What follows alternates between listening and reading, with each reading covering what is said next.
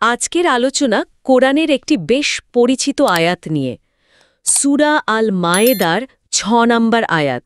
মানে আমরা সাধারণত যেটাকে নামাজের আগের শারীরিক পবিত্রতা বা ওযু নিয়ম হিসেবে জানি। হ্যাঁ, মুখ ধোয়া, হাত ধোয়া, এইসব আর কি। একদম। মুখ ধোয়া, কনুই পর্যন্ত হাত ধোয়া, মাথা মাসেহ করা আর পা ধোয়া, এই ধাপগুলো তো আমাদের সবারই প্রায় মুখস্থ। কিন্তু আজ আমরা এই পরিচিত ব্যাখ্যার একটু বাইরে যেতে চাইছি। আমাদের হাতে একটা ইউটিউব ভিডিওর বিশ্লেষণ আছে, যেখানে একজন গবেষক এই আয়াতটার একটা বেশ অন্যরকম ব্যাখ্যা দিয়েছেন। বলা যেতে পারে একটা রূপক ব্যাখ্যা। আচ্ছা। তিনি প্রচলিত যে শারীরিক পরিচ্ছন্নতার ধারণাটা, সেটার পাশাপাশি বা হয়তো সেটার বদলে একটা গভীরতর অর্থের দিকে ইশারা করছেন। ইন্টারেস্টিং। তুলে ধরা হয়েছে সেটা একটু ভালোভাবে বোঝা আর তার পেছনের যুক্তিগুলো খতিয়ে দেখা।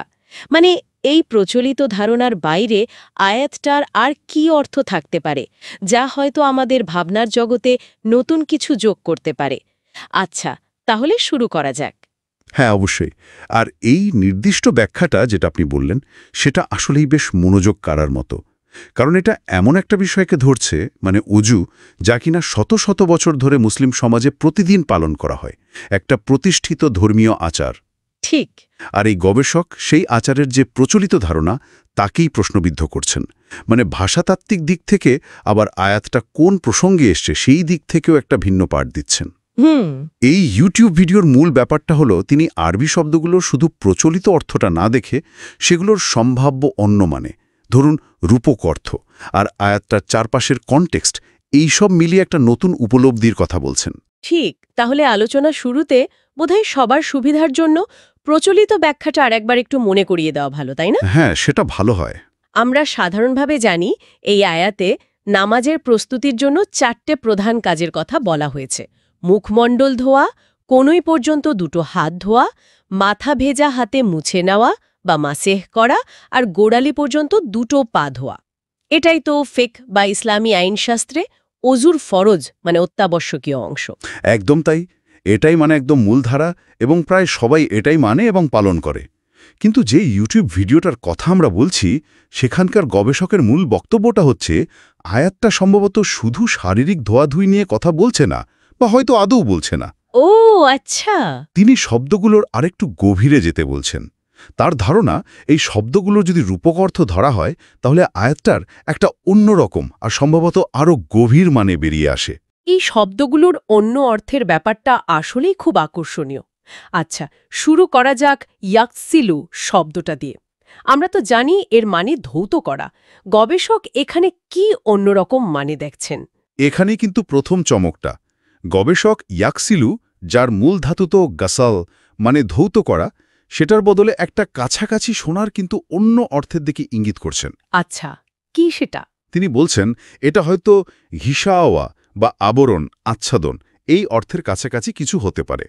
তিনি কোরআনের অন্য একটা আয়াতের উদাহরণ টানছেন, যেখানে বলা আছে ইয়াখশাহুমুল্লাহু বিরহমাতে, যার একটা প্রচলিত অর্থ হল আল্লাহ তাদেরকে তার রহমত দিয়ে ঢেকে দেন বা আবৃত করেন।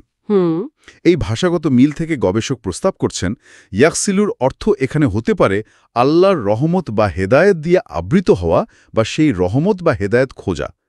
কাজের শুরুতেই ধোয়ার বদলে একটা স্পিরিচুয়াল আবরণের কথা বলছেন। তার শারীরিক ধোয়া থেকে সরে গিয়ে আধ্যাত্মিক আবৃত হওয়া বা অনুসন্ধান করা, এটা তো আয়াতের পুরো ফ্লেভারটাই পাল্টে দেয়। এটা বেশ বড় একটা প্রস্তাবনা। আচ্ছা, এরপর তো মুখমণ্ডলের কথা, উজু হাকুম। এর তো তোমাদের মুখমণ্ডল। এখানে গবেষক কি বলছেন? হ্যাঁ, এই প্রস্তাবিত ব্যাখ্যা অনুযায়ী এখানেও তিনি রূপক অর্থই দেখছেন।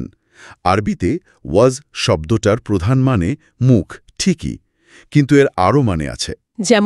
যেমন ধরুন, কোনো কিছুর সামনের দিক বা দিক, মর্যাদা, এমনকি নেতা বা সমাজের গুরুত্বপূর্ণ ব্যক্তি।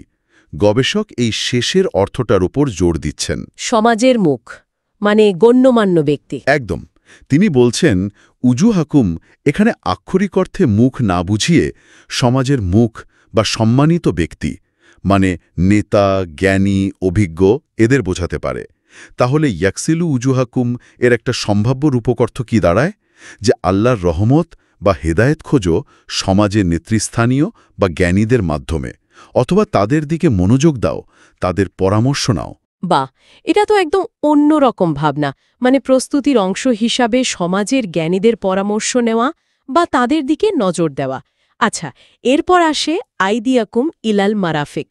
আইদিয়াকুম ইলাল মারাফিক মানে কোনই পর্যন্ত তোমাদের হাত। এই অংশটার ব্যাখ্যা কি? এখানেও সেই একই ধারা।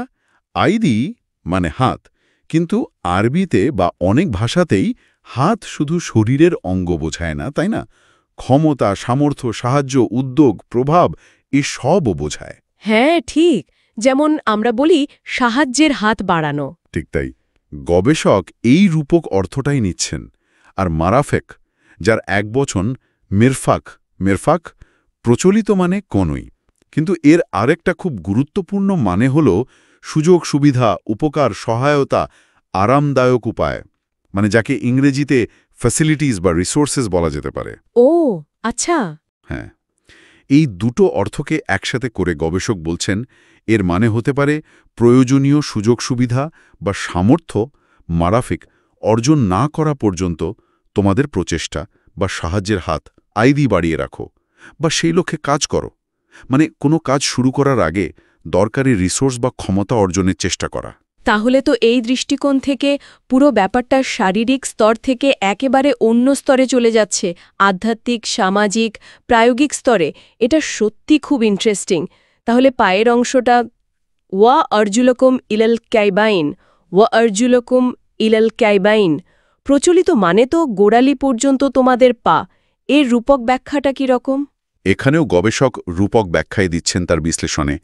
আরজুল মানে পা, কিন্তু পা বা পদচিহ্ন অনুসরণ করার ধারণা তো প্রায় সব কালচারেই আছে, তাই না? মানে কোনো পথ বা আদর্শ ফলো করা। হ্যাঁ, ঠিক।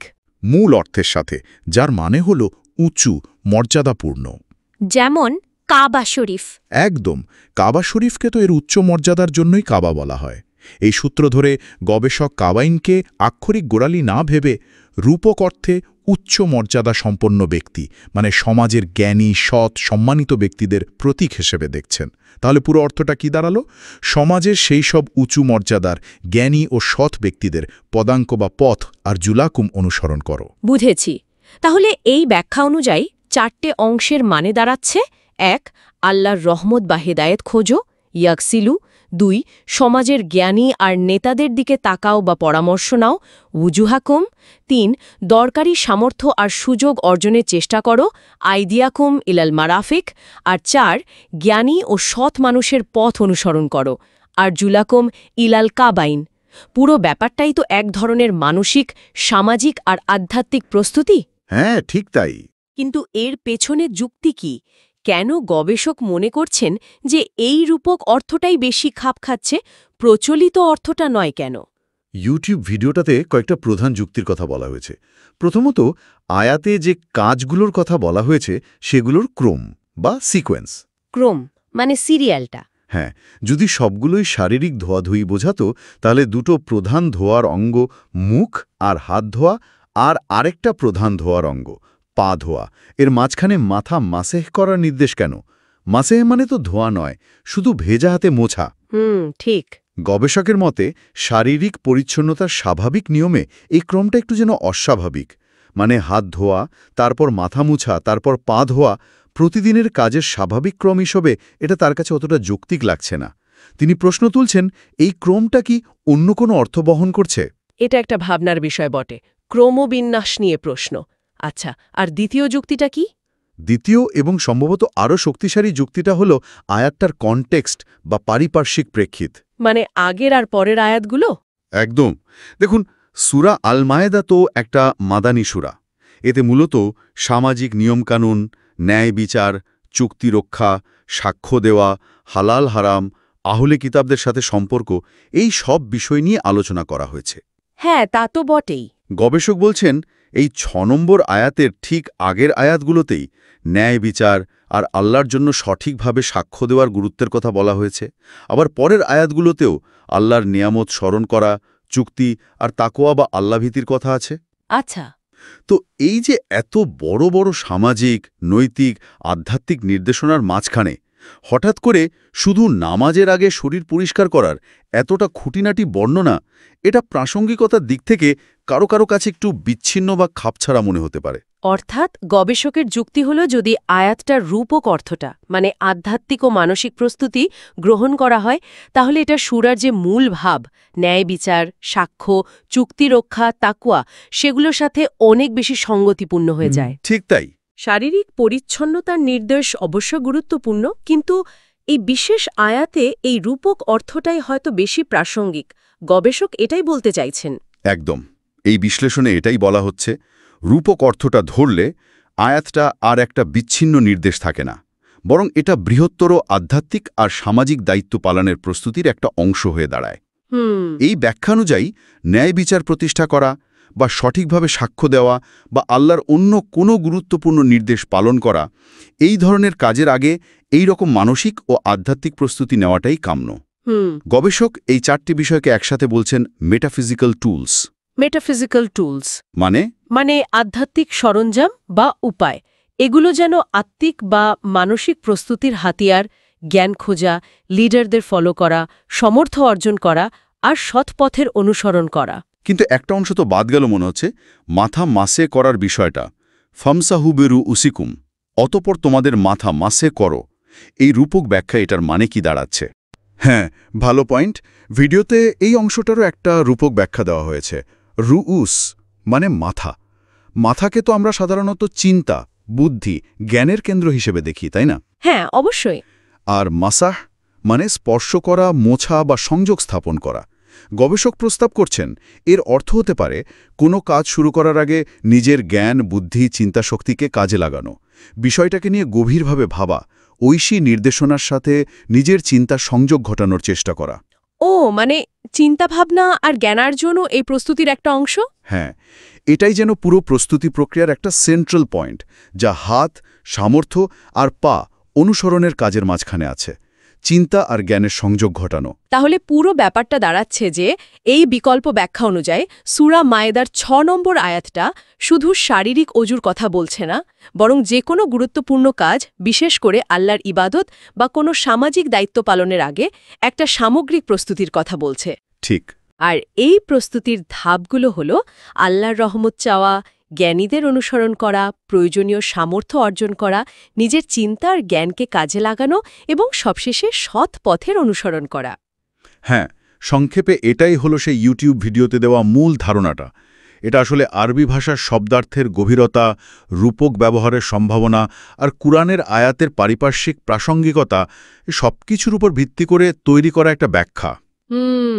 এটা আমাদের যে প্রচলিত আর প্রতিষ্ঠিত ব্যাখ্যাটা আছে, তার পাশাপাশি একটা অন্য দৃষ্টিকোণ থেকে আয়াতটাকে দেখার সুযোগ করে দিচ্ছে। এই ব্যাখ্যাটা শোনার পর কিছু প্রশ্ন তো মনে আসেই। যেমন ধরুন, এই ব্যাখ্যা কি প্রচলিত অজুর যে গুরুত্ব সেটাকে কিছুটা কমিয়ে দেয়, নাকি দুটো ব্যাখ্যাই একসাথে সত্যি হতে পারে, একটা শারীরিক স্তরে আর একটা আধ্যাত্মিক বা মানসিক স্তরে? হ্যাঁ, এই প্রশ্নগুলো আসাই স্বাভাবিক এবং খুবই যুক্তিসঙ্গত। দেখুন, ভিডিওতে যে ব্যাখ্যাটা দেওয়া হয়েছে সেটা কিন্তু প্রচলিত অজুর যে অনুশীলন তাকে সরাসরি বাতিল বা ভুল বলছে না। আচ্ছা। বরং এটা আয়াতটার একটা সম্ভাব্য অতিরিক্ত বা আরও গভীর অর্থস্তর তুলে ধরার চেষ্টা করছে। এমনও তো হতে পারে যে শারীরিক পবিত্রতার পাশাপাশি এই মানসিক ও আধ্যাত্মিক প্রস্তুতিও সমানভাবে দরকারি। অথবা এমনও হতে পারে যে সময়ের সাথে সাথে বা ব্যক্তির আধ্যাত্মিক অবস্থার নিরিখে আয়াতের বিভিন্ন অর্থস্তর খুলে যায়। হ্যাঁ, সেটাও হতে পারে। এই ব্যাখ্যাটা আসলে আমাদের শারীরিক আচার অনুষ্ঠানের পেছনের যে গভীর মানে সেটা নিয়ে ভাবতে উৎসাহিত করে। তাহলে সব মিলিয়ে এই আলোচনা থেকে মূল কোন বিষয়গুলো আমাদের ভাবনার খোরাক যোগায়? এই যে শব্দগুলোর অর্থের গভীরে যাওয়া, রূপক অর্থ খোঁজা, কনটেক্সটের সাথে মেলানো, এই পুরো প্রক্রিয়াটা থেকে আমরা কি নিতে পারি? প্রথমত, এটা দেখায় যে কোরআনের মতো একটা ঐশিক গ্রন্থের আয়াতের অর্থ সবসময় একটাই নির্দিষ্ট ব্যাখ্যায় আটকে নাও থাকতে পারে। ভাষাতাত্ত্বিক বিশ্লেষণ আর প্রাসঙ্গিকতার নিরিখে নতুন বা পরিপূরক অর্থ খুঁজে পাওয়ার সম্ভাবনা কিন্তু থেকেই যায়। দ্বিতীয়ত, এটা ধর্মীয় আচার অনুষ্ঠানের পেছনের যে গভীর উদ্দেশ্য বা হেকমত সেটা নিয়ে চিন্তাভাবনা করতে আমাদের উৎসাহিত করে। শারীরিক পরিচ্ছন্নতার সাথে সাথে মানসিক, বৌদ্ধিক আর আধ্যাত্মিক প্রস্তুতিও যে ইবাদত বা গুরুত্বপূর্ণ কাজের জন্য জরুরি হতে পারে সেই ধারণাটা সামনে আসে। ঠিক। আর তৃতীয়ত, এটা জ্ঞানের উৎস হিসেবে সমাজের জ্ঞানী ও নেতৃস্থানীয়দের ভূমিকা আর সৎ ও সফল ব্যক্তিদের পথ অনুসরণ করার গুরুত্বকে নতুন করে তুলে ধরে। এবং এই পুরো বিশ্লেষণটা, যেটা একটা নির্দিষ্ট ইউটিউব ভিডিওর উপর ভিত্তি করে আমরা আলোচনা করলাম, তা আমাদের এটাও মনে করিয়ে দেয় যে জ্ঞান অর্জন আসলে একটা চলমান প্রক্রিয়া, তাই না? একদম। এমনকি খুব পরিচিত একটা আয়াত থেকেও নতুন উপলব্ধি আসতে পারে, যদি আমরা একটু অন্য দৃষ্টিকোণ থেকে সেটাকে দেখতে বা বিশ্লেষণ করতে রাজি থাকি। একদম ঠিক। আর এখানেই আমরা আজকের আলোচনাটা শেষ করতে পারি, হয়তো একটা প্রশ্ন রেখে, যা আমাদের শ্রোতাদের জন্য ভাবনার খোরাক হতে পারে। বলুন। প্রশ্নটা হলো, ধর্মীয় গ্রন্থ যা বহু শতাব্দী ধরে পড়া হচ্ছে, ব্যাখ্যা করা হচ্ছে, তার যে সুপ্রতিষ্ঠিত ব্যাখ্যাগুলো আছে, সেগুলোর পাশাপাশি এই ধরনের ভাষাতাত্ত্বিক বা প্রাসঙ্গিক গভীর বিশ্লেষণ কিংবা শব্দের সম্ভাব্য রূপক অর্থ নিয়ে চিন্তাভাবনা, এগুলো আমাদের বোঝাপড়াকে কিভাবে প্রভাবিত করতে পারে? গুরুত্বপূর্ণ প্রশ্ন। পরিচিত আয়াতগুলোর গভীরে গিয়ে শব্দের মূল বা সম্ভাব্য একাধিক অর্থ নিয়ে নতুন করে ভাবা, এটা কি আমাদের আধ্যাত্মিক যাত্রাকে আরও সমৃদ্ধ করতে পারে, নাকি এটা উল্টে বিভ্রান্তি তৈরি করতে পারে? এই প্রশ্নের হয়তো একটাই বাধা উত্তর নেই, বরং এটা আমাদের আরও গভীর অনুসন্ধান আর ব্যক্তিগত চিন্তাভাবনার দিকে ঠেলে দেয়।